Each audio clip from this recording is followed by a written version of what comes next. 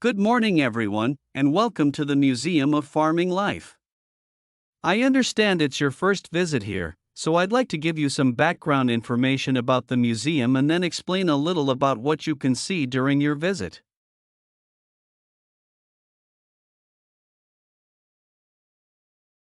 So, where we're standing at the moment is the entrance to a large building that was constructed in 1880 as the home of a local businessman. Alfred Palmer, of the Palmer Biscuit Factory. It was later sold and became a hall of residence for students in 1911, and a museum in 1951. In 2005, a modern extension was built to accommodate the museum's collections.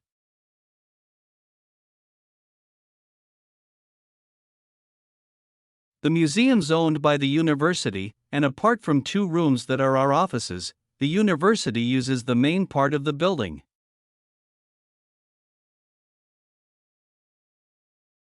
You may see students going into the building for lessons, but it's not open to museum visitors, I'm afraid.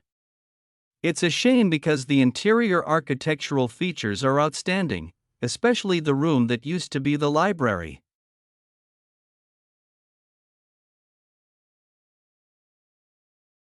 Luckily, we've managed to keep entry to the museum free. This includes access to all the galleries, outdoor areas, and the rooms for special exhibitions. We run activities for children and students, such as the Museum Club, for which there's no charge. We do have a donation box just over there, so feel free to give whatever amount you consider appropriate.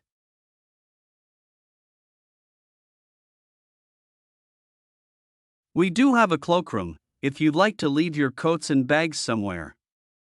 Unlike other museums, photography is allowed here, so you might like to keep your cameras with you.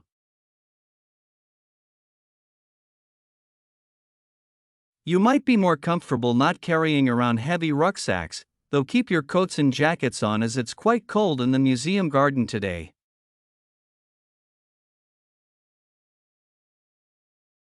I'd like to tell you about the different areas of the museum.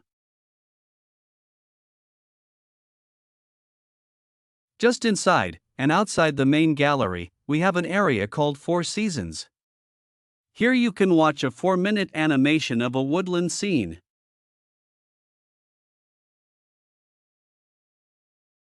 It was designed especially for the museum by a group of young people on a film studies course, and it's beautiful. Children absolutely love it, but then, so do adults. The main gallery's called Town and Country. It includes a photographic collection of prize-winning sheep and shepherds. Leaving Town and Country, you enter Farmhouse Kitchen, which is, well, self-explanatory.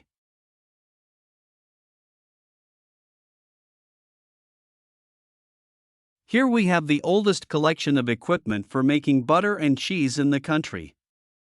And this morning, a specialist cheesemaker will be giving demonstrations of how it's produced. You may even get to try some.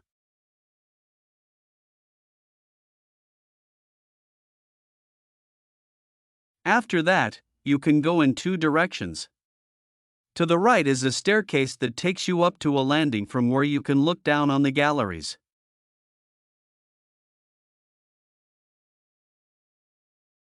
To the left is a room called A Year on the Farm. There's lots of seating here as sometimes we use the room for school visits, so it's a good place to stop for a rest.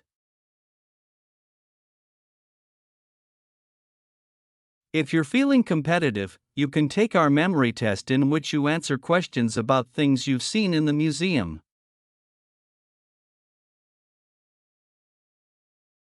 The next area is called Wagon Walk.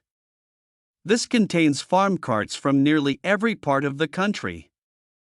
It's surprising how much regional variation there was.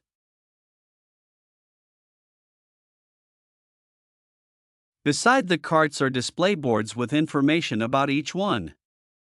The carts are old and fragile, so we ask you to keep your children close to you and ensure they don't climb on the carts. From Wagon Walk, you can either make your way back to reception or go out into the garden, or even go back to take another look in the galleries.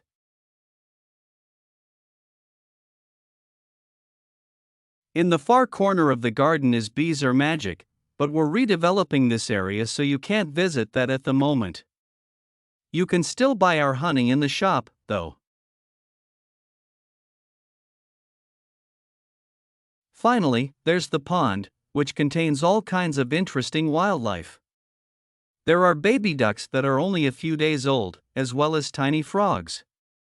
The pond isn't deep and there's a fence around it, so it's perfectly safe for children.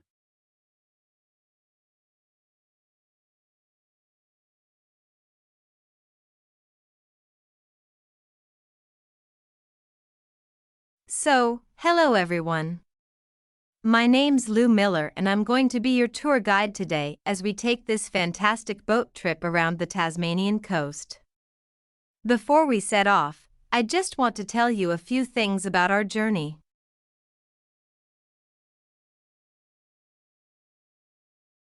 Our boats aren't huge, as you can see. We already have 3 staff members on board, and on top of that, we can transport a further 15 people, that's you, around the coastline.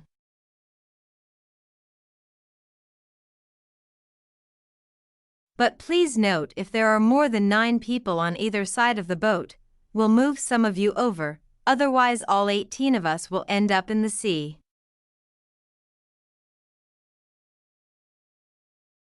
We've recently upgraded all our boats. They used to be jet black, but our new ones now have these comfortable dark red seats and a light green exterior in order to stand out from others and help promote our company. This gives our boats a rather unique appearance, don't you think?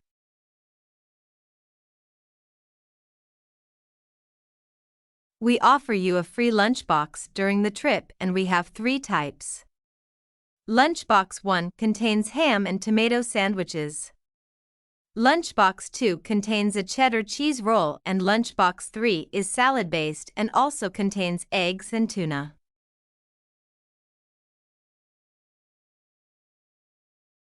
All 3 lunchboxes also have a packet of crisps and chocolate bar inside.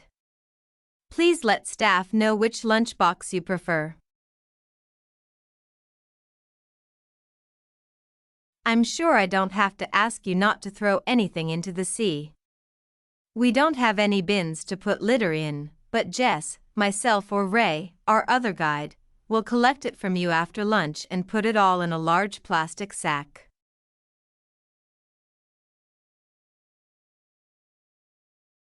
The engine on the boat makes quite a lot of noise, so before we head off, let me tell you a few things about what you're going to see. This area is famous for its ancient lighthouse, which you'll see from the boat as we turn past the first little island. It was built in 1838 to protect sailors, as a number of shipwrecks had led to significant loss of life.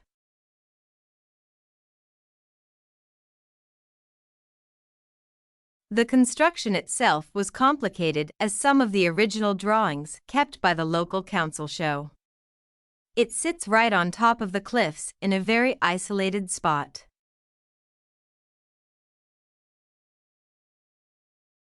In the 19th century, there were many jobs there, such as polishing the brass lamps, chopping firewood, and cleaning windows, that kept lighthouse keepers busy.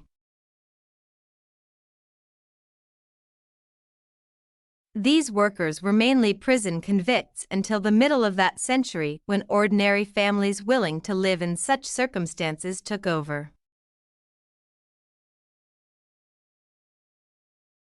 Some of you have asked me what creatures we can expect to see. I know everyone loves the penguins, but they're very shy and, unfortunately, tend to hide from passing boats, but you might see birds in the distance, such as sea eagles, flying around the cliff edges where they nest.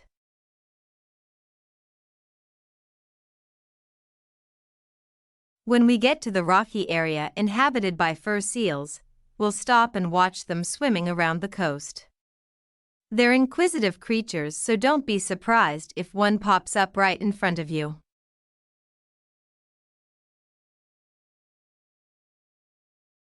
Their predators, orca whales, hunt along the coastline too, but spotting one of these is rare. Dolphins, on the other hand, can sometimes approach on their own or in groups as they ride the waves beside us. Lastly, I want to mention the caves. Tasmania is famous for its caves, and the ones we'll pass by are so amazing that people are lost for words when they see them.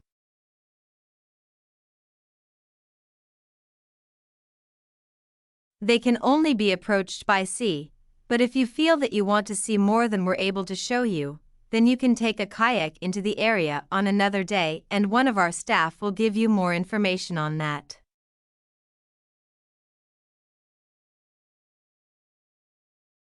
What we'll do is to go through a narrow channel, past some incredible rock formations, and from there we'll be able to see the openings to the caves, and at that point we'll talk to you about what lies beyond.